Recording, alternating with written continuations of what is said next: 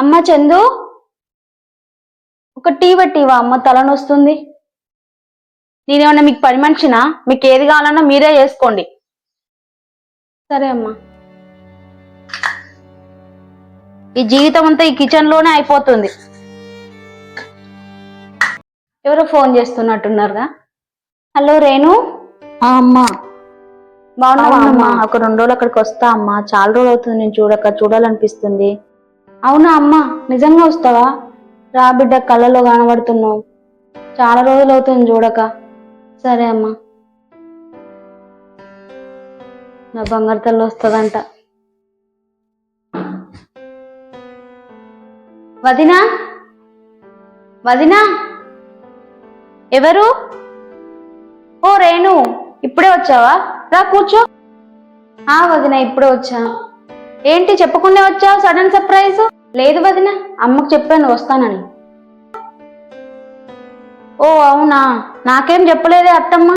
ఓ తల్లి, ఇప్పుడే వచ్చావా? నా బంగారు తల్లి, బాగున్నావా అమ్మా? బాగున్నమ్మా, నువ్వు బాగున్నావా? అమ్మ చందు, కొంచెం మజ్జిగ తీసుకురావా, ఎండలో తిరిగి వచ్చేసరికి కళ్ళు తిరుగుతున్నాయి.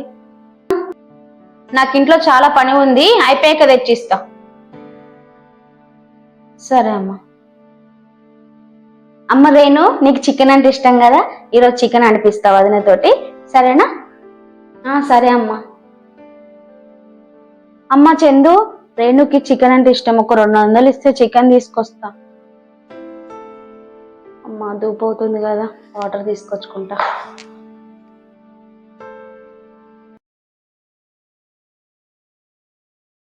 ఏంటి చికెనా?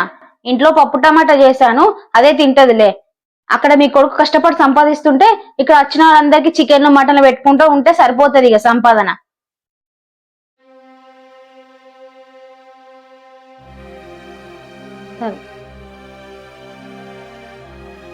అమ్మ రేణు, వదిన చెప్పింది ఈరోజు చికెన్ సెంటర్ బంద్ అంట, రేపు పొద్దున్నే తీసుకొస్తానులే అమ్మ, సరేనా? సరే అమ్మ, వదిలే, కొన్ని వాటర్ తీసుకురా చాలు. సరే అమ్మ, తీసుకొస్తా.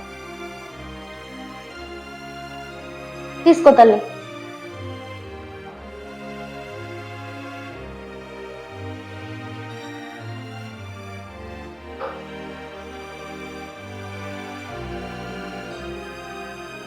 సరే అమ్మమ్మ, నేను వెళ్తున్నా. అదేంటమ్మా అప్పుడే వెళ్తా అంటున్నావు? 2 రోజులు ఉంటాను కదా వచ్చింది. లేదమ్మా, నాకు బాగా అర్థమైంది. ఇగో డబ్బులు, నీ ఖర్చులకు ఉంచుకో. నాకెందుకమ్మా డబ్బులు? మీ అన్న వదిలిని చాలా బాగా చూసుకుంటున్నారు. నాకు బాగా అర్థమైందమ్మా వాళ్ళు నిన్ను ఎలా చూసుకుంటున్నారో. అలా ఎందుకు అంటున్నావు తల్లి? పొట్టింటికి రావడం కూతుర్ల హక్కు. అదే మీ నాన్న ఉంటే ఇలాగే అనుకునేదానివా? నాన్నున్నప్పుడు ఇక్కడ ఏం జరిగినా ఏం అనిపించకపోయేదమ్మా, కానీ ఇప్పుడు నాన్న లేని ఇల్లు చాలా కష్టంగా అనిపిస్తుందమ్మా. సరే అమ్మ, నేను వెళ్ళొస్తా.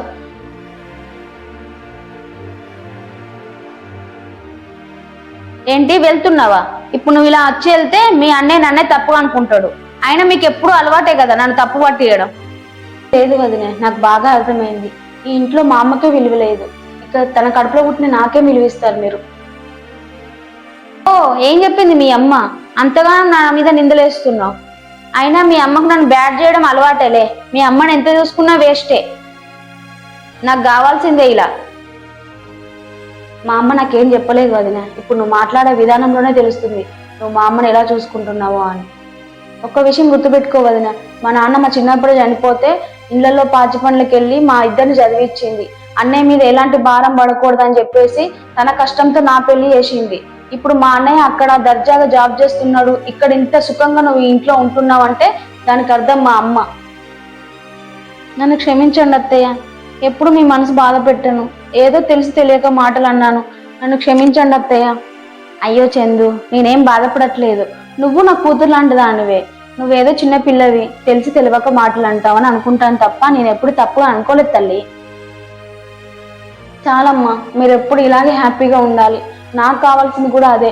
నాకు పుట్టిన నుంచి ఏ ఆస్తి పాస్తులు నాకు ఏది వద్దమ్మా, మీరు ఎప్పుడు ఇలాగే హ్యాపీగా ఉండాలి.